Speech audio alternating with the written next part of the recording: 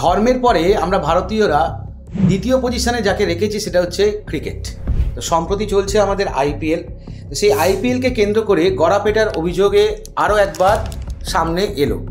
সম্প্রতি লখনৌ বনাম রাজস্থান ম্যাচে ইচ্ছে করে হারার অভিযোগ উঠল রাজস্থানের বিরুদ্ধে। জেতার মতো জায়গায় পৌঁছেও ইচ্ছে করে ম্যাচ হেরেছে রাজস্থান। অভিযোগটা এমনই। সেই মারাত্মক অভিযোগ যিনি করেছেন তিনি নিজেও রাজস্থান ক্রিকেট সংস্থার সঙ্গে জড়িত, সংস্থার অ্যাডহক কমিটির আহ্বায়ক জয়দীপ বিহানি। তার বক্তব্য, যে পরিস্থিতি থেকে রাজস্থান ম্যাচ হেরেছে সেখান থেকে হারা সম্ভব নয়। তবে গড়পেটার কোনো যুক্তি বা প্রমাণ তিনি কিন্তু দিতে পারেননি। তার বক্তব্য অনুযায়ী লাস্ট ওভারে দরকার ছিল মাত্র 9 রান। সেখানে ক্রিজে ছিলেন হচ্ছে রাজস্থানের বলতে পারো সেরা ব্যাটার, হাতে উইকেটও ছিল।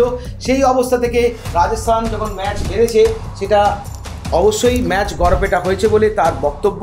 যদিও সংস্থার পক্ষ থেকে এই ব্যক্তির মন্তব্য দায় কেউ নিতে স্বীকার করেনি।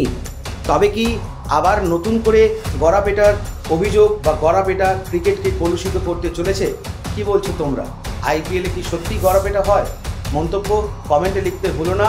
দেখতে থাকো, সঙ্গে থাকো বং টিউশন উইথ প্রকাশ।